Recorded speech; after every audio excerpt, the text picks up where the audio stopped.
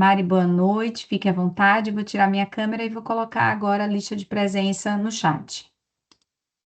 Combinado. Boa noite, pessoal. Espero que todos estejam bem.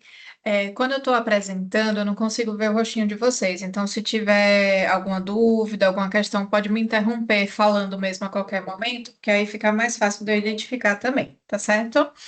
Então, hoje a gente vai falar de diarreia aguda infecciosa na faixa etária pediátrica, tá bom?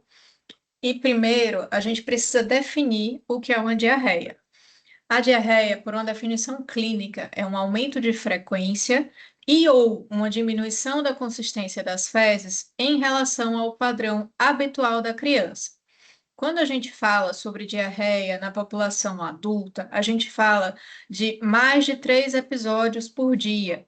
Mas, quando a gente está falando da faixa etária pediátrica, o mais importante é o comparativo da criança com ela própria. Então, é um aumento de frequência e diminuição de consistência em relação ao padrão habitual da criança. A definição de disenteria se dá pela presença de sangue nas fezes e muitas vezes com muco associado, mas a disenteria, a palavra em si, é a associação com a presença de sangue nas fezes. E a gente pode ter uma definição temporal também a respeito do tempo dessa questão da diarreia. Então, uma diarreia aguda é uma diarreia que dura menos de 14 dias. Uma diarreia persistente, ela dura de 14 a 28 dias. E uma diarreia crônica, ela dura de 28 ou 30 dias, depende da literatura que a gente está olhando, para sempre. E fazer essa divisão temporal é o nosso racional para a gente entender qual patologia está por trás daquela diarreia. O nosso protocolo é para uma diarreia aguda, que é basicamente o que a gente vai falar na maior parte da aula. Mas a gente precisa entender um pouquinho as diferenças entre essas diarreias. Se eu estou diante de uma diarreia aguda, não faz sentido, por exemplo, eu ficar pensando em retirar leite das crianças, porque eu não tenho tempo suficiente para deixar aquela mucosa carequinha, para deixar com que não tenha lactase para a criança fazer uma digestão adequada. Caracteristicamente, as intolerâncias primárias ou secundárias à lactose são características de uma diarreia persistente. Outra coisa é que parasitoses, elas transitam entre o persistente e o agudo, mais associado a persistente. E as diarreias crônicas, elas estão mais associadas a processos inflamatórios ou imunológicos. Então, aqui entram as doenças inflamatórias intestinais, as doenças celíacas. Então, isso aqui é só para dar um norte para a gente, que se a gente dividir bem e classificar essa diarreia, ela vai nos ajudar a pensar qual é a possível etiologia associada. Então, como a gente está falando no nosso protocolo de uma diarreia aguda, ou seja, aquela que dura menos de 14 dias, o que é que a gente precisa entender? A gente precisa entender que os vírus são os principais agentes infecciosos da diarreia, sendo eles rotavírus, norovírus, coronavírus, adenovírus, influenza e uma série de outros vírus. E um ponto importante que a gente precisa falar é que a gente tem vacina para os vírus, tá? Para a grande maioria desses vírus. Então, vacinar também é uma forma de proteger contra a diarreia. A gente pensa muito na vacinação da criança, mas se eu, adulto, eu me vacino, eu diminuo transmissibilidade e protejo a criança da diarreia também. Então, é muito importante a gente conversar sobre a vacinação, tanto da criança quanto dos seus próprios contactantes, tá? A respeito de outras etiologias, nós temos etiologias bacterianas, a gente vai falar um pouquinho mais sobre elas na frente, e sobre o uso racional de medicamentos, mas a E. coli, a salmonela e a shigella, elas são as mais prevalentes das diarreias bacterianas. Algumas diarreias bacterianas, elas têm alguma coisa que chama atenção. Então, por exemplo, Shigella, ela pode vir com acometimento do sistema nervoso central. Yersinia pode fazer um quadro que simule um abdômen agudo. Salmonela, muitas vezes, ela faz uma diarreia que até pode chegar a ser persistente. Mas, na verdade, a gente vai precisar identificar essa etiologia se a gente estiver num quadro de toxemia, que a gente está pensando no quadro bacteriano. E os protozoários também, eles são causas de diarreia. A gente tem outros agentes que estão associados a outros fatores de risco, como imunossupressão. Mas se a gente fosse pensar, por exemplo, as principais etiologias são essas que nós estamos falando aqui. O primeiro ponto que a gente precisa entender é que uma anamnese e um exame físico bem feitos, eles são fundamentais para a gente definir o tratamento da criança. Tudo o que a gente vai falar aqui vai ser de acordo com o que a gente coletou da nossa anamnese e exame físico. Isso é o mais importante. Então, muitas vezes, até para transição de cuidados, algumas informações elas precisam estar muito claras, que é tempo de evolução de diarreia, número de evacuações nas últimas 24 horas, se tem sangue e muco nas fezes, se tem sintomas sistêmicos, como está a ingesta alimentar e hídrica, tem contactantes doentes, usa algum medicamento, como a imunização, diurese, peso recente, tudo isso vai nos ajudar a tratar melhor essa criança. E falando a respeito disso, quando a gente olha a fonte da Sociedade Brasileira de Pediatria e o Ministério da Saúde, ele fala justamente de observar e explorar os dados de anamnese e exame físico, porque é isso que vai fazer com que a gente decida qual é o diagnóstico dessa criança e qual plano que eu vou seguir a partir dele. Então, é muito importante eu avaliar como é que está estado geral, grau de hidratação da criança,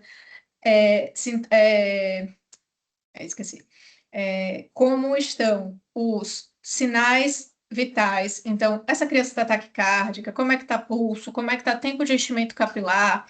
E não é só o que tem na tabela, tá? Isso é uma forma de avaliar. Mas, por exemplo, crianças, a gente pode, crianças menores de 18 meses, a gente avalia também fontanela. A gente pode avaliar não só o tempo de enchimento capilar, mas as extremidades em si, se elas estão frias, se elas não estão. E de acordo com essa avaliação, a gente vai dividir a criança se ela está sem sinais de desidratação, com sinais de desidratação e com sinais de desidratação grave, tá? Então, essa tabela ela é muito importante e ela deve estar de fácil acesso para nós, porque é uma coisa que a gente precisa observar nas crianças para fazer uma decisão correta de tratamento. O diagnóstico ele é clínico, tá?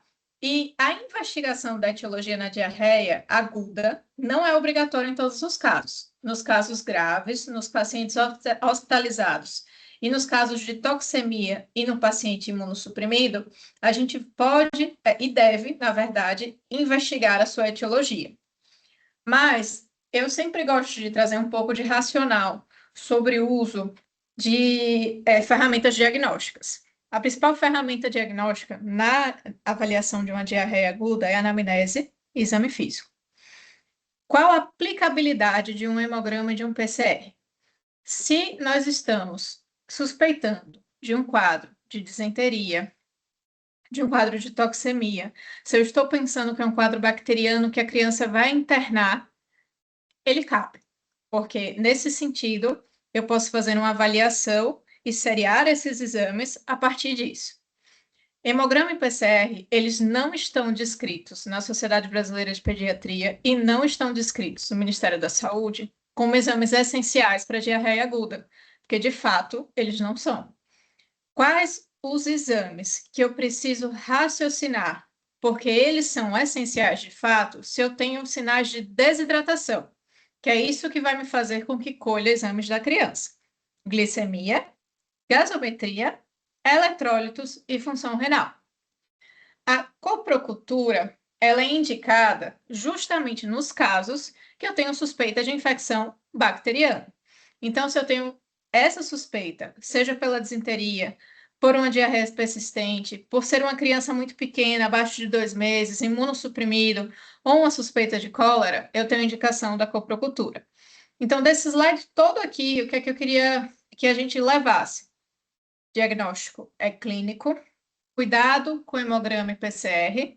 Um outro ponto é que nas primeiras 48 horas ele vai vir com a leucocitose e um PCR elevado, e muitas vezes isso pode induzir erroneamente ao uso de antibiótico que vai modificar a flora intestinal daquela criança. Então tem que ter muito cuidado com o que a gente pede, porque a gente vai precisar saber o que fazer com o resultado. E uma vez que a criança tenha desidratação, moderada a grave, eu tenho exames que estão formalmente indicados a serem pedidos, que são esses que eu acabei de falar. Com relação a critérios de internação, qual é a criança que vai precisar internar? A criança que persiste desidratada, a criança que tem sinais de toxemia ou manifestações neurológicas, crianças muito pequenas, então abaixo de 2 meses, porque as perdas elas são maiores do que a capacidade da criança de se manter hidratada quando a gente tem um aumento de demanda dessa forma. Crianças que têm doenças de base, que podem ser facilmente descompensadas em um quadro de diarreia mais grave, com desidratação, por exemplo. Presença de vômitos persistentes, perdas diarreicas volumosas e frequentes, incapacidade de controle dos sintomas em domicílio e inseguridade dos pais em relação ao tratamento domiciliar. Então, o tratamento, ele vai ser baseado nos planos que a gente começou a citar quando a gente avaliou a tabela, a despeito de como a gente faz a análise clínica dos pacientes. Então, o plano A é para o paciente que tem diarreia, mas ele não tem sinais de desidratação. O plano A é o plano que eu vou fazer para mandar meu paciente para casa. Então, o que é que eu vou orientar esse paciente? Eu vou orientar aumentar a ingesta de água e de outros líquidos. Esses líquidos, suco, água de coco, soro de reidratação oral, em pequenas quantidades e com uma maior frequência. A gente orienta manter a alimentação habitual da criança, mas que seja uma alimentação saudável. Não é para usar refrigerantes, adoçantes, açúcares e nem excesso de suco, tá? Um outro ponto é que no Ministério da Saúde nós temos uma indicação clara de uso de zinco uma vez ao dia por 10 a 14 dias, sendo de 10 miligramas para menores que 6 meses e de 20 miligramas para maiores de 6 meses. Pense que o Ministério da Saúde, ele fez uma análise populacional e em países ou regiões que tinham deficiência de zinco, foi orientado como um todo para aquela região a suplementação com zinco. Eu sempre falo isso porque a gente precisa individualizar os casos. Não sei se algum de vocês já chegou a tomar zinco, mas o gosto não é muito bom. Então, se for uma medicação que está causando mais benefício ou mais malefício do que benefício para a criança, e é uma criança que não tem muito razão para ter deficiência de zinco, isso é uma coisa que pode ser individualizada, mas é uma orientação do Ministério da Saúde. E quando a gente orienta a hidratação em pequenas quantidades, maior frequência, a gente precisa dar uma orientação para os pais. Então, qual é a orientação do soro de reidratação oral? É de 50 ml para menores de 1 ano e de 100 a 200 ml para maiores de 1 ano até 10 anos e acima de 10 anos o volume a ser tolerado pela criança. Mas este volume é após as perdas, então a gente escreve se vômitos ou diarreia, porque eu estou repondo a perda daquela criança. E eu preciso deixar muito claro e orientado que é sinal de alarme e que o que faz aqueles pais necessitarem voltar ao pronto-socorro, tá? Então, uma criança que está sonolenta em horário que não é para estar, que reduziu bastante diurese, que não está aceitando nada via oral, uma criança que tem vômitos de repetição e permanece com uma diarreia, mesmo com as terapêuticas que a gente está utilizando, é uma criança que ela precisa ser reavaliada. Então, a gente tem vários tipos de soro de reidratação oral. Eu deixei essa tabelinha aqui, que são os que são mais conhecidos, tá? Mas, de maneira geral, a gente pode orientar o soro de reidratação oral e a diluição de acordo com a orientação da substância. Mas eu sempre gosto de lembrar que a gente tem uma orientação de fazer o soro de reidratação oral caseiro. É que hoje em dia se perde um pouco sobre por que fazer esse soro de reidratação caseiro. Porque eu não sei se vocês já viram, mas essa colher dosadora do Ministério da Saúde, ela não é tão fácil assim de achar. E aí a gente fica mudando a medida para uma pitada, uma colher rasa, uma colher mais cheia. Isso faz com que seja um cálculo meio errôneo do que a gente está fazendo. Então, existe ainda a indicação de que se não tem acesso ao soro de reidratação oral, comercial, a gente pode fazer o caseiro com uma medida rasa de sal e 2 medidas rasas de açúcar em 200 ml de água, mas tem que ter muito cuidado também na forma que é feito isso, tá? Qual é o plano B? O plano B, ele é feito para as crianças que têm diarreia, mas têm desidratação. E essa desidratação não é uma desidratação grave. O plano B, ele está no meio do caminho. Por quê? Porque a gente vai observar essa criança e entender para qual plano ela vai. Então, a gente vai administrar o soro de reidratação oral sob supervisão médica e a gente vai observar até que desapareçam esses sinais de desidratação. Então, o paciente deve receber entre 50 a 100 ml por quilo para ser administrados via oral no período de 4 horas. Nesse período de 4 horas, a gente vai orientar manter aleitamento materno, se for o caso, e suspender outros alimentos, apenas enquanto estamos fazendo essa terapia de reparação por via oral. Se nesse período a criança ela recupera os sinais de hidratação dela, o que é que eu vou fazer? Eu vou reiniciar a alimentação no serviço. E aí eu vou observar. Então, eu fiz a terapia de reidratação oral. A criança aceitou, ela conseguiu se alimentar, ela é plano A. Então, eu posso fazer as orientações e ir para casa. Agora, se a criança ela persiste com vômitos, uma coisa pode ser feita. Pode ser ofertada uma dose de antiemético via oral, que o que é recomendado é ondansetrona em crianças acima de 6 meses, e ser feita uma reobservação.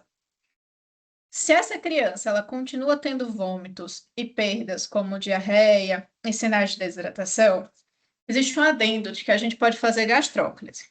Mas gastróclise não é uma coisa muito aceita quando a gente vai falar com os familiares a respeito disso. É uma sonda, incomoda a criança, a gente entende isso.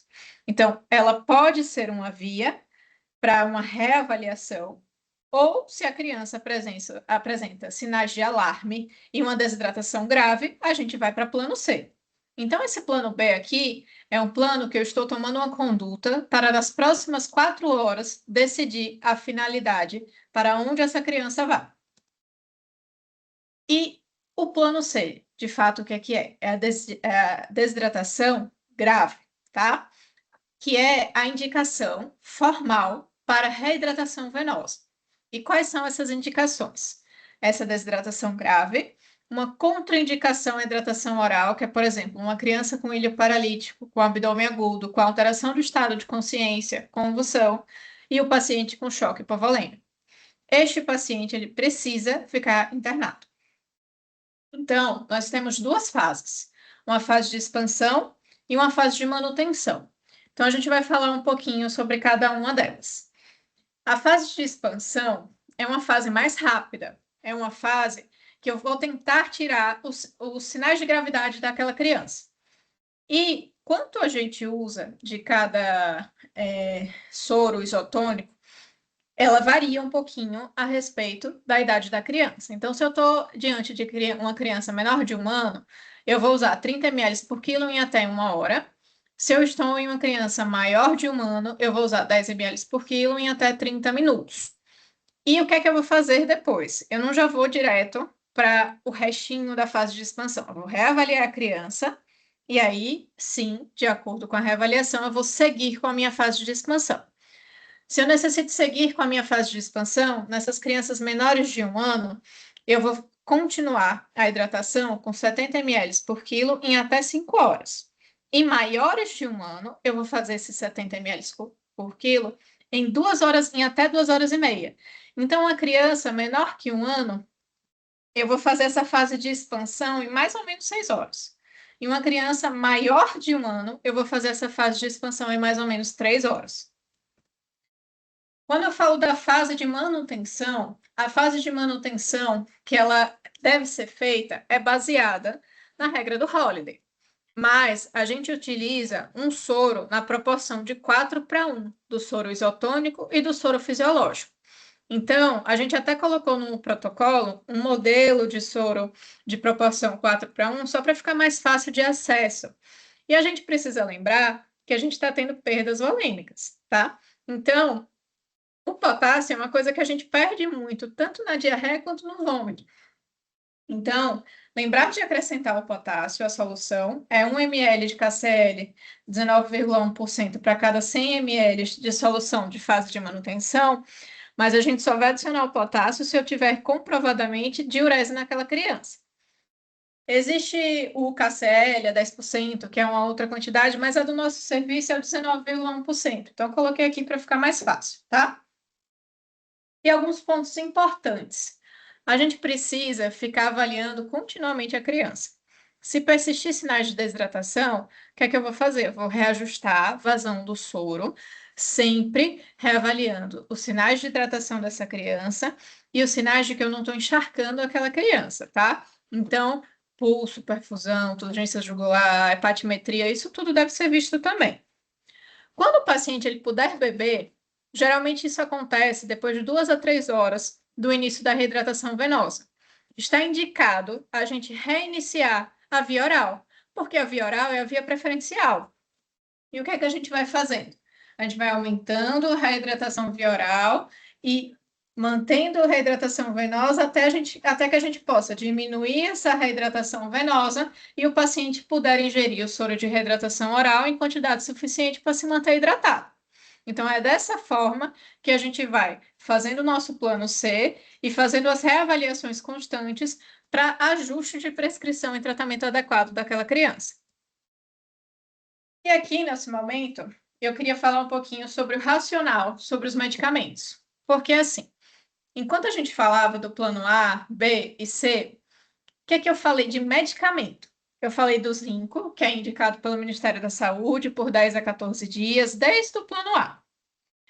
Dos antieméticos, o antiemético que é indicado para crianças acima de 6 meses é a ondansetrona. Até como uma tentativa lá no plano B, da gente ver se a criança tolera a via oral, tem a possibilidade desse fármaco via oral e para se manter hidratado.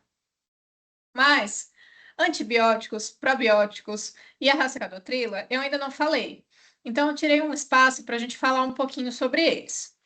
Então, a gente precisa entender primeiro as indicações sobre o uso dos antibióticos. Por quê?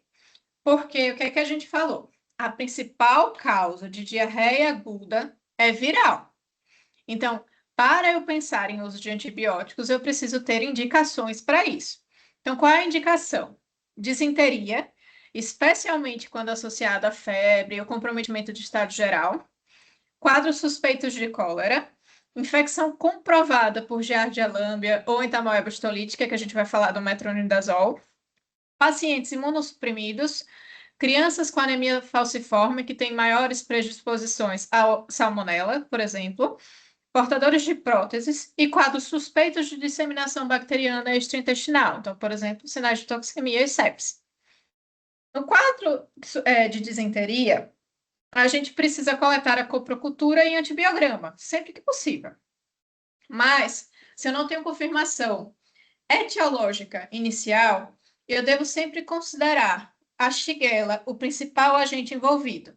Shigella, Salmonella e E. coli são os principais que têm que estar no meu radar. E aí, eu fiz uma tabelinha a respeito dos fármacos que nós utilizamos, das indicações que nós utilizamos, da posologia desses fármacos e quais são os agentes cobertos. Porque é isso que vai me ajudar a decidir entre um antibiótico ou outro.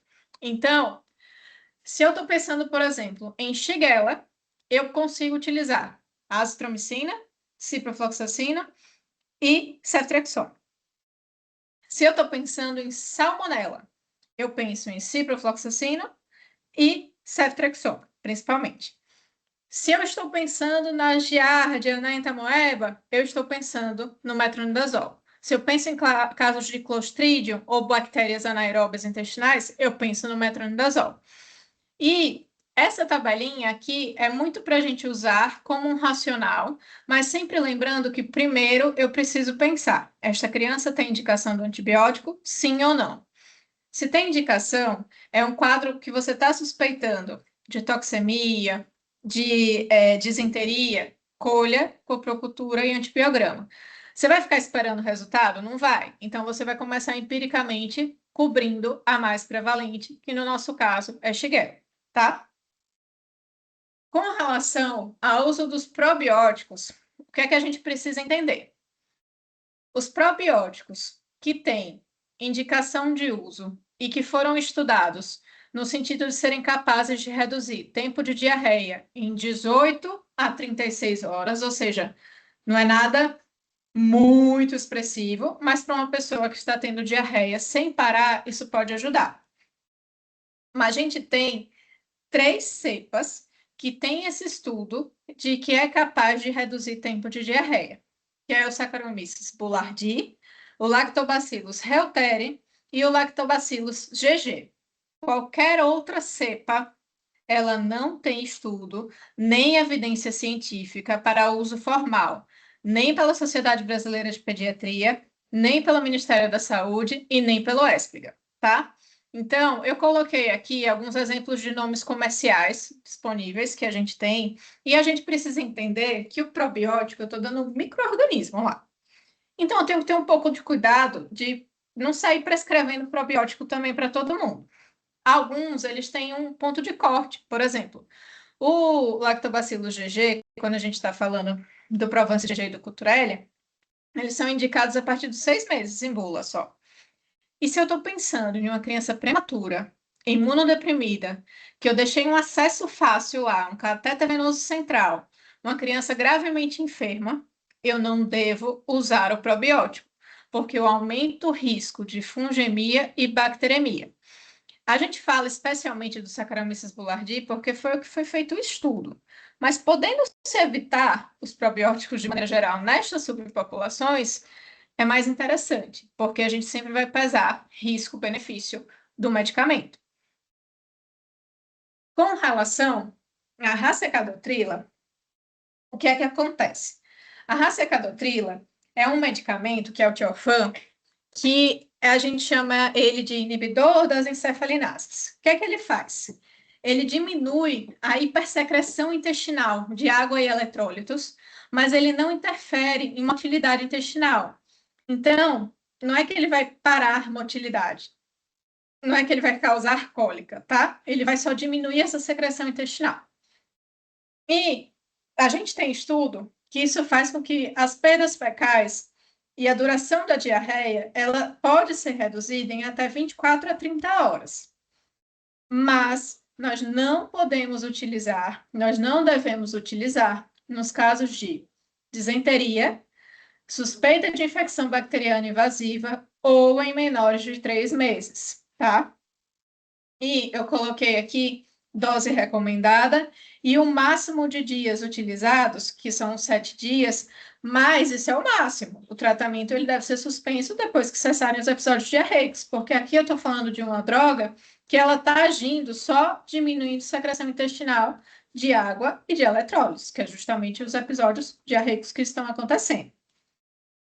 Então, a gente colocou aqui o nosso fluxograma assistencial, que o que é que a gente vai fazer? A gente precisa entender aquele quadro de diarreia, o tempo da diarreia, os sinais de gravidade, toda aquela história prévia que eu falei para a gente fazer uma anamnese adequada e um exame físico adequado para a gente poder classificar esta criança em plano A, B ou C. Plano A é ir para casa, mas ir para casa orientado, tá? A respeito de hidratação, a respeito de que é sinal de alarme e das medicações que são indicadas para o plano A, como, por exemplo, do zinco que a gente falou. Plano B é um plano que ele vai ser decidido em sua finalidade depois de 4 horas, que a gente vai fazer aquela hidratação de 50 a 100 ml por quilo e a gente vai reobservando a criança para saber melhorou se é plano A ou piorou sinais de desidratação grave se é plano C. E o plano C é a criança que está internada, ela deve ficar internada, porque a gente vai fazer uma fase de expansão e uma fase de manutenção. Toda criança, ela precisa ser orientada aos sinais de alarme, a criança não, né? A criança, o responsável, sobre os seus sinais de alarme e as necessidades de retorno imediato. Porque senão, eu não concluí o meu plano A, por exemplo. Está dentro do plano A ter a compreensão adequada dos sinais de alarme. Então, Eu sempre recomendo que, uma vez que possível, a gente escreva mesmo no receituário o que é que precisa voltar, tá? Aqui a gente colocou, só para terminar o nosso protocolo, revisando. Quando solicitar exame, qual exame, por que eu estou pedindo esse exame, qual criança precisa internar, o uso racional dos medicamentos e os critérios de alta e as orientações de alta que devem ser dadas à criança. Então, para a criança ter alta, a criança precisa estar hidratada, ela precisa estar aceitando bem a via oral e eu preciso ter controle das perdas volêmicas, tá? Então, muitas vezes o que faz, às vezes, uma criança até voltar para o pronto-socorro é o não entendimento de que a diarreia ela pode durar até 14 dias. Mas a questão é que ela precisa estar entrando em controle, assim como, por exemplo, o processo de vômitos. E as orientações de alta, elas devem ser aplicadas no sentido de garantir uma seguridade a respeito de ingestão e a respeito das perdas volêmicas. E a mensagem sábia que a gente tem para falar é que a maioria dos quadros é viral. Ponto crítico é reconhecer precocemente a desidratação e a gente escolher o plano adequado para aquela criança, dando todas as orientações necessárias para um segmento adequado. Era isso, pessoal.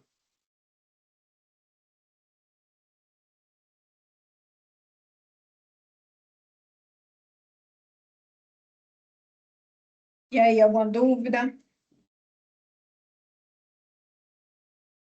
Aqui, no protocolo, eu vou estar compartilhando com vocês agora, tem as funções de cada um, sobre o reconhecimento, sobre a sinalização da equipe da enfermagem em relação à mudança da evolução, porque nós temos três setores distintos. Um setor que a minha reavaliação pode só acontecer quando eu pedir para terminar aquela hidratação, em 2 horas. Mas em 2 horas, muita coisa pode acontecer. O paciente pode continuar tendo perdas e eu tenho que refazer esse cálculo da minha hidratação. Então, a equipe da enfermagem, se ela não sinaliza, a gente pode perder o time de poder ajudar essa criança. A mesma coisa em relação à internação, quando nós estamos programando uma reparação, uma reposição de perdas com base nas últimas 24 horas. Se mudou esse perfil, eu preciso refazer a minha reposição de perdas. E da mesma forma, em relação ao UTI, onde nós temos o painel de alarmes que tem que estar individualizado, assim como deve estar individualizada as orientações de acionamento da equipe, tá? Lembrar que a gente quer muita participação dos pais, mas eles são leigos. Então, a equipe assistencial está aqui para poder ofertar e para poder suprir essas demandas que podem acontecer, tá? Então, no protocolo tem descrita a função de cada um, ok? E a outra coisa que Mari trouxe aqui é porque todo mundo quer uma fórmula mágica para resolver a diarreia. Sempre, sempre, sempre. Como assim meu filho ainda não melhorou? A senhora não vai dar um antibiótico para ver se melhora, né? Então vejam que por ser um quadro, na maioria das vezes, viral, eu vou ter que aguardar a evolução daquela própria doença. O que eu vou fazer é suprir as demandas desse paciente durante o período do quadro viral para evitar complicações maiores. Mas eu não consigo fazer uma finalização do processo.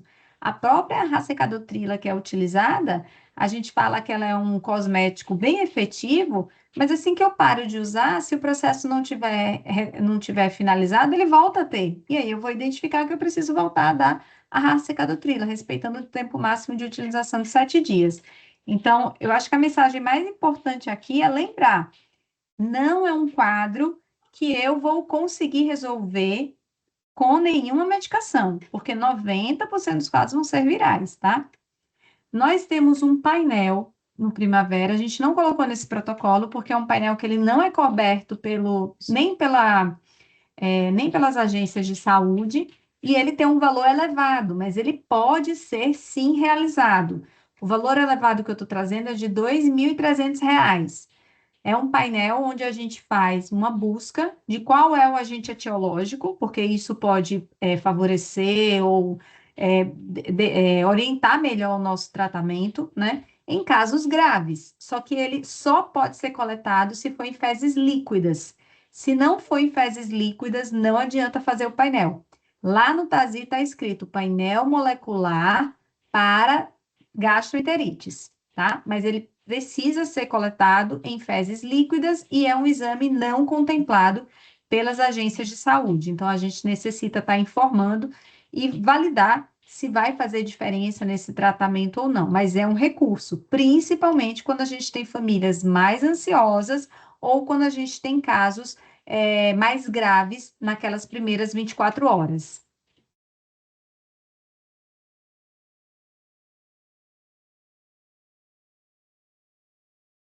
Eu Ninguém acho que tem dúvida? Ah, oi. eu acho que é muito importante também a gente lembrar, Tati, que às vezes a gente é justamente isso. As pessoas estão muito ansiosas a respeito do tempo e duração dos sintomas.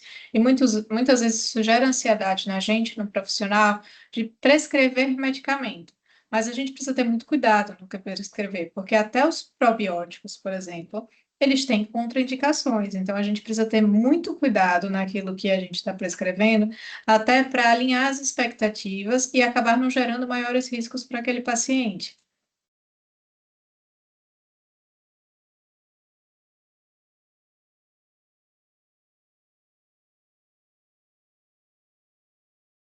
Tá tudo tranquilo? Ninguém quer perguntar nada? Ai, que Oi, bom. boa noite. Ah, Eu. pronto, obrigada, Túlio. Vai lá. Boa Estava noite, Mari. sentindo Boa noite, falta. Tati.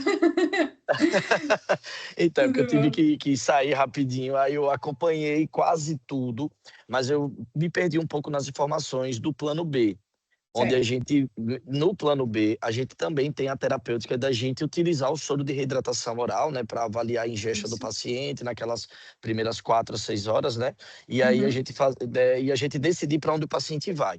A minha Isso. pergunta é, eu não sei se você acabou falando e eu não percebi, é com relação às venóclises, do tipo assim, a gente encontra muito resistência ao soro de reidratação oral na urgência. E há muitas vezes em períodos assim mais endêmicos, quando a gente tem muito volume de gastroenterite no pronto-socorro, a gente não consegue administrar muito bem esse soro de reidratação oral em vários pacientes. Do tipo, observar a aceitação, ver se houve novos episódios de vômitos ou diarreia, enfim, a aceitação não está sendo adequada da forma como a gente planeja.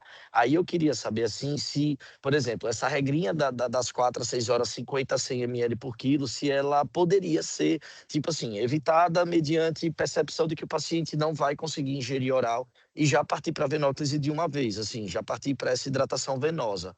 Ou se é realmente indicado que a gente sempre comece com soro de reidratação, mesmo a gente sabendo que a aceitação não vai ser muito boa. Assim, depende do que é essa aceitação não ser muito boa, entendeu? Porque, assim, se é uma criança que ela tá vomitando sem parar, a gente já sabe que ela não vai aceitar, tudo bem, a gente fazer por via venosa. Mas a via oral, ela sempre vai ser preferencial. E o plano B, classicamente, a descrição correta dele é soro de reidratação oral. A gente entende que, inclusive no pronto-socorro, às vezes um fluxo muito grande, essa capacidade de reavaliação frequente sobre a aceitação via oral e muitas vezes a aceitação dos pais sobre tentar a via oral em pequenos volumes, em um tempo um pouco mais prolongado, é muito difícil. Mas o que é que eu sempre falo? A gente precisa individualizar o caso. Então, se é um paciente que tem essa resistência, a gente é familiar, a gente já sabe que é um paciente de que, nossa, está tendo múltiplos vômitos, mãe fala que não está aceitando nada. Posso fazer a venóclise? Posso, mas eu preciso garantir que ele vai aceitar a via oral antes dele ir para casa. Porque se eu não consigo garantir, é um paciente que vai acabar indo para uma indicação de internação, seja por ter virado um plano C, ou seja por uma não aceitação de nada via oral. Entendo. Não, a gente enfrenta muito isso, inclusive até no momento de alta hospitalar, que a gente realmente não consegue, às vezes prescreve, mas a mãe já avisa no consultório, ó, ele não toma, ele não vai tomar, ele não gosta, ele não aceita. Então, assim, na urgência, logo na chegada, a gente enfrenta muito essa resistência, assim, pelo menos eu, na minha parte, Eu não lembro o dia que eu prescrevi soro de reidratação oral na urgência, porque a resistência realmente é muito grande. Mesmo aqueles que não estão vomitando, sabe? Mas eu entendi, assim, a gente pode sempre ofertar inicialmente e observar, mas pode para individualizar e ver a venóclise, né? Para esses casos, eu entendi. Obrigado, viu, Mário? Nada. Essa pergunta sua, Túlio, foi muito pertinente, porque essa é uma realidade mesmo, as pessoas acham que só melhora se for na veia, né? E mesmo que seja possível ofertar oral, eles não querem ofertar. Tipo, eu vim para isso a gente ouve direto lá no internamento, quer dizer que eu vim para o hospital para você me dar na boca? Você não vai botar nada, porque Exatamente. isso eu botaria em casa, não é assim? A gente ouve. E a gente até está criando uma nova cultura na urgência pediátrica de medicações orais, de uns anos para cá, porque até quando a gente oferta um Vonal ou uma dipirona em solução, a gente ouve isso, né? Ah, mas só vai tomar uma dipirona, tipo, não vai fazer nada, sabe? E a gente vê esses pacientes realmente assim, com diarreia, um pouquinho prostrados, eles questionam mesmo. Eles questionam mesmo. E aí eu vou trazer para você alguns pontos. Primeiro, nosso tempo de desfecho é de 3 horas, senão ele tem que internar. Então, se o nosso tempo Aham. de desfecho é de 3 horas, esse menino tem que estar hidratado, lindo e maravilhoso, aceitando oral. Então, quer dizer, tem que ter pego acesso, tem que ter conseguido fazer a medicação no tempo certo, não pode ter feito sobrecarga de volume, né? Que é uma coisa que às vezes a gente tem se preocupado, porque tem infundido volumes muito rápidos para poder mandar para reavaliação. Isso também não é Uhum. pertinente, isso não deve acontecer, né? E depois ainda tenho que Sim. ofertar oral para ver se esse menino vai conseguir, porque senão ele vai bater em casa e vai voltar para a gente. Vai dizer assim: olha, tá vendo? Deu alta e ele não tinha condição de alta. Porque, na verdade, ele não fez o teste oral dentro do ambiente, né? Que é a condição para ele Sim. poder ter alta hospitalar. Então, lembrar do nosso tempo de desfecho, e se vocês acompanharem que não vai ser possível, é preferível que internem. Infelizmente, é preferível, tá? Mas eu queria trazer a Perfeito. vocês a comunicação assertiva em relação aos familiares. Punção venosa tem risco. Primeiro, numa criança que está desidratada, mesmo que seja leve, é mais difícil eu conseguir fazer uma punção venosa periférica. Além disso, ela pode estar irritada e dificultar mais ainda o processo. Então, aí eu já tenho uma grande chance de eventos adversos por um procedimento que poderia estar sendo evitado. Segundo, eu estou fazendo uma avaliação empírica da necessidade. Então, eu posso fazer sobrecarga nesse menino, né? Eu posso fazer. Lembrando que aí no PS a gente não está fazendo em bomba. Na maioria das vezes a gente está fazendo, a gente recomenda até que faça em bomba, mas pode acontecer de não ser feito. Então, pode ser que esse paciente, por exemplo, receba um volume numa velocidade inadequada. Terceiro, que alguns planos não pagam a bomba para a gente fazer. Então, aí a gente já entra em outra seara administrativa, né? E o quarto, pode ser que esses eventos adversos, né, que possam acontecer, só sejam vistos mais para frente. E esse paciente não quer dizer que vai resolver o problema dele naquele momento, né? Pode ser que esse paciente, e é grande a chance, que ele continue tendo as perdas em casa. Então, a percepção de resolutividade, ela é muito transitória, né? Então, acho que isso é interessante tudo abordar com os familiares. E se a gente acha que nessa comunicação ficou um entendimento de que não vai progredir, né? Que eles estão inseguros mesmo, ou ele vai ultrapassar esse período, interna. É mais seguro, tá? Nem que seja para a gente ficar lá recebendo reclamação, porque a gente está dando soro de reidratação oral, mas a gente vai ter um tempo maior de processo educacional do que o que vocês têm na unidade de emergência. Eu tenho feito muito, Tati, eu não sei se está até correto, assim, por exemplo, o protocolo de hidratação, ele fala muito de 50 a 100 ml quilo de 2 a 4 horas. E aí eu sempre pego o menor volume para o maior tempo, então 50 ml quilo para 4 horas. E eu divido isso em duas etapas. 25 ml quilo em 2 horas, reavalio 25, está respondendo bem, ainda está desidratado, mas está respondendo, não houve sobrecarga, mais 25 ml quilo para 2 horas, para fechar os 50 ml quilo nas 4, porque aí divide em duas etapas e a gente consegue pelo menos duas reavaliações dentro desse período, entendeu? para a gente conseguir acompanhar a evolução da criança. Eu faço dessa forma, mas não sei se Tá está correto corretíssimo, fazer. tá corretíssimo. O único problema é se você vai conseguir reavaliar. Por isso que a gente É, precisa do apoio da equipe da enfermagem. Porque se sim, você sim, não tiver, pode ser que você não consiga reavaliar, sim, sim, perfeito. dependendo do volume, né, de Né? paciente. Mas a gente programa, a gente dá para se programar de 2 horinhas de correr, e às vezes a enfermagem que passou 2 horinhas, volta para reavaliação. Aí a gente vai lá, reavalia, vê como está o É, paciente, aí está é, respondendo, bota mais. é prudente deixar na sua prescrição o tempo que você quer reavaliar esse paciente, para que eles Sim, possam te sinalizar. E é prudente que na prescrição você escreva quais são os sinais de alarme, caso aconteça, para vocês estarem sendo sinalizados. Lembre que na prescrição a gente tem aquela possibilidade de colocar outros. E nesse outros, na observação, vocês podem descrever, porque na observação a equipe consegue ver, né? Porque pode ser que vocês não consigam se comunicar em tempo rápido, né? certo, perfeito. Tati, boa noite, Michele. Boa noite, É, amiga. veja, no caso da hidratação, quando a gente faz com soro fisiológico, já foi orientado que a gente não prescrevesse em bomba. Mas no caso de usar um glicofísio, está autorizado a gente prescrever a bomba de infusão? Então, a gente pediu para padronizar, a depender do convênio, o que é que está liberado, o que é que não está. Porque na hora que você entra, não é você que tem que resolver, não é você que tem que saber qual é o convênio que libera ou que não libera. O que vai estar lá cadastrado é o que está liberado pelo convênio. Se você quiser modificar, você pode modificar, mas caso você modifique, eu só peço que você coloque uma justificativa. Mas não tem problema você modificar, não. Você só precisa entender que se foi preciso modificar, não está cadastrado para aquele convênio. Então, é prudente que você justifique por que que você está mudando o dispositivo. Tá certo, obrigada. Nada.